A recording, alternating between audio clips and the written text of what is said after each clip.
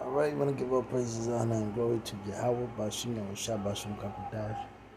Want to give double honor to the apostles of GMS that with well that we learn from. And peace, blessings, salutations to the hopeful elect. This is Shaquaka Ra from GMS, Virginia. It's something real quick. I just stumbled across, just looking up some things. You know, brothers and elders been talking about health. It's a little more information on this devil, so-called white man. So, just gonna bring out just a couple little articles, and I'm gonna end it. So it says, highly processed foods can be considered addictive like tobacco products. You know, it's funny that they show this guy right here. You know, this is what they want you to consume.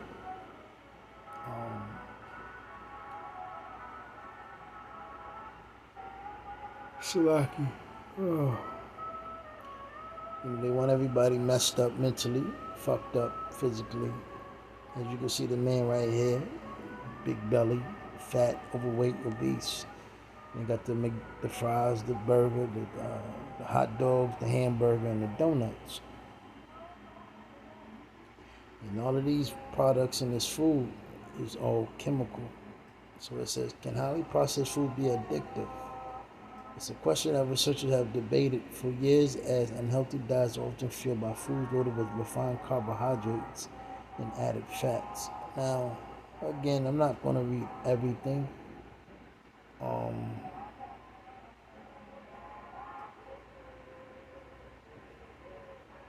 But I'm going to bring forth some of these things. So, let me see.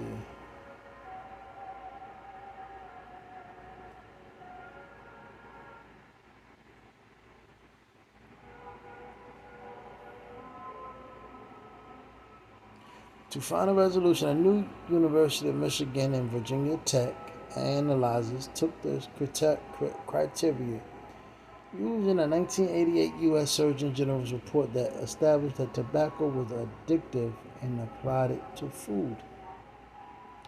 Based on the criteria set for tobacco, the findings indicate that highly processed foods can be addictive, said lead author Ashley Gearhart, UM Associate Professor of Psychology.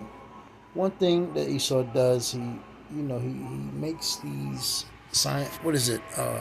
scientific studies. And this is how in 2023, everybody's messed up mentally, everybody's addicted to food, everybody's overweight, everybody's obese. And one of the first things of, seeing how a person's mindset is you will look at how they eat. You will study, how they consume their food, what they eat, what they like, their health, their diet. And, knowing the times that we're in, and, very important that you stay upon your health. This is how certain things you would, judge a person. You would, look at them and see how they manage and, deal with their body. If a man or a woman have no self-control over their body or what they put down their mouth or their throat, you really don't want to be around that person. You don't really want to, engage, and you can clearly, see that the person that is indulging and, slurping down, gulping down this, these foods, they don't care about life.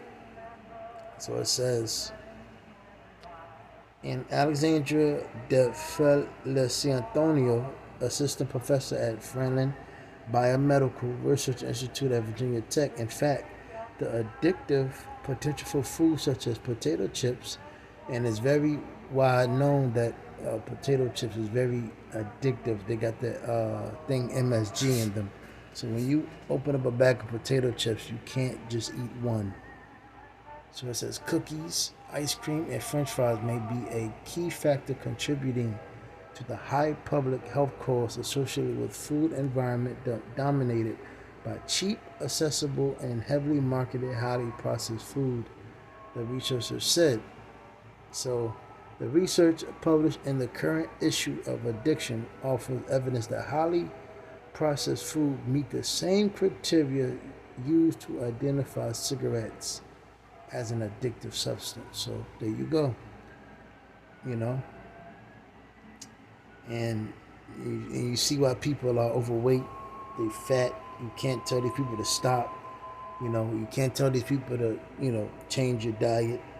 Because again, we all understand what crack does. We understand what cocaine does. We understand what heroin does, and these other type of drugs. But nobody really understands uh, the dangerous effects that Esau does to the food. And people don't believe that Esau, the so-called white man, will really destroy, demonize, put chemicals, death in your food. Again, when these people go to the grocery stores, corner stores, they look at Cheetos as just something to eat. They look at your fried chicken as just something regular. They don't have no consideration of the oils and the everything that makes of what makes making the food. You look at the soda, you look at the juice, the high heavy sugar content, you know. So it says they trigger compulsive use where people are unable to quit or cut down, even in the face of life-threatening diseases like diabetes and heart disease. You see that? So, again, I'm gonna tell you something, man. Start with your family members, and I can actually say to myself, man, my mother, my grandmother,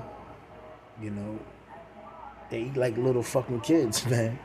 And when it comes to, and listen, my people have suffer, not heart problems, but problems, diabetes, high blood pressure, etc., overweight, obese, and you try to tell them,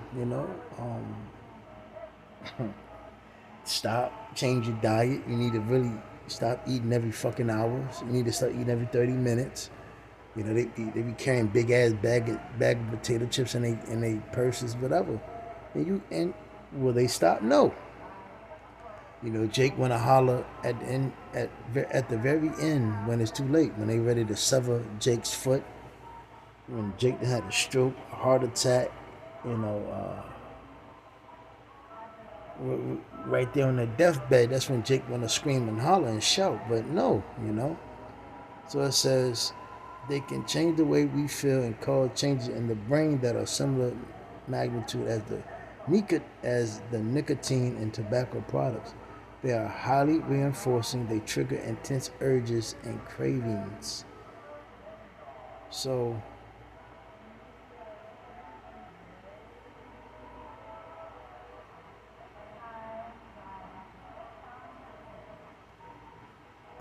matter of fact, I'm gonna read it. So, of note, there is no biomarker in the brain that tells us whether something is addictive or not. Gerhardt said, identifying that tobacco products were addictive really boiled down to these four criteria, which have stood up to decades of scientific evaluation. Highly processed foods meet every single one of these criteria.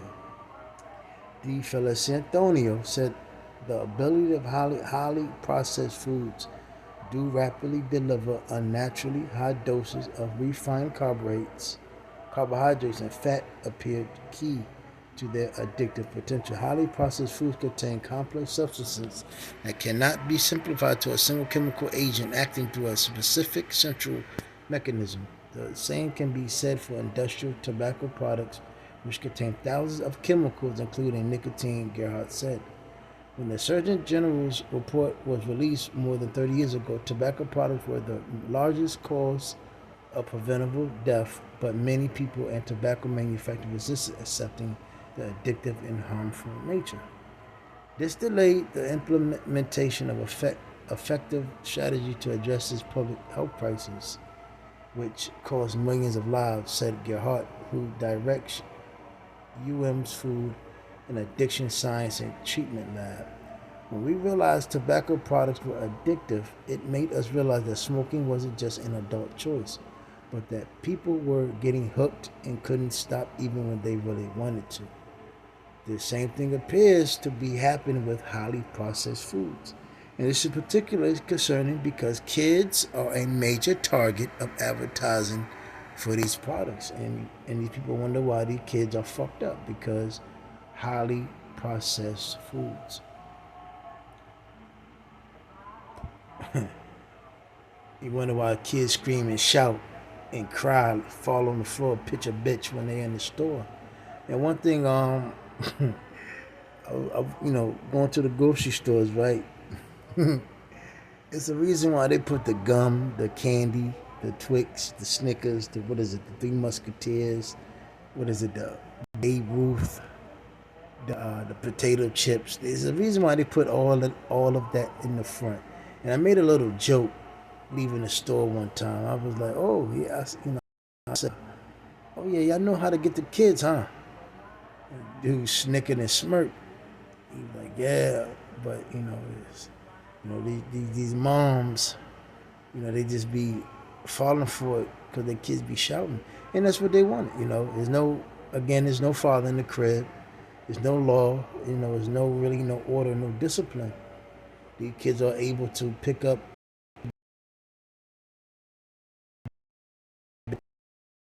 So highly processed foods now contribute to preventable deaths on par with cigarettes.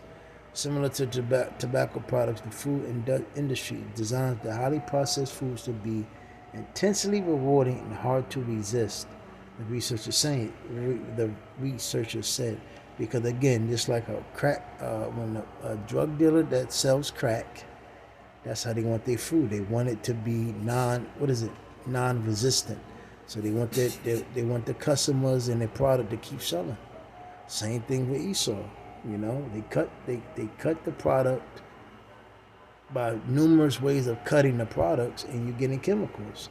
And these chemicals, there go trigger the dopamine in your brain, and there you go hooked.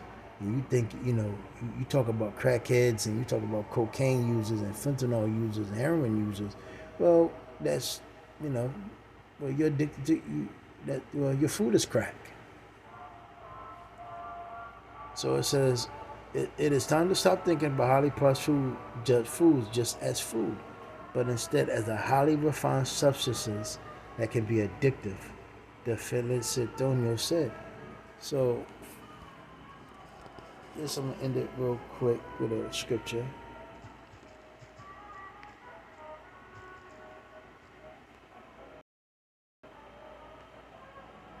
Something real quick.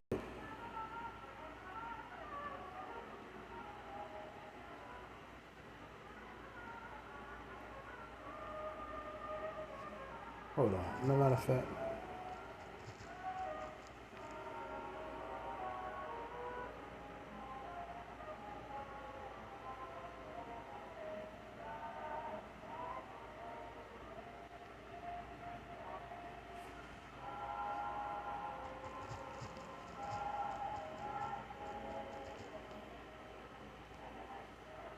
So I'll just end it off with this. Ephesians 5:16, redeeming the time because the days are evil. Wherefore be ye not unwise, but understanding what the will of the Lord is. And be not drunk with wine, wherein in excess, but be filled with the Spirit. Because right now, health is being pushed out there heavily. So you run it, really hold back, fast, exercise, work out, and really, take care of your mental, because that's very important in these last days, keeping your mental intact. So that's pretty much it. Lord's will was edified, and shalom. Yeah, this devil gotta go, man. This food is crack, Shalom.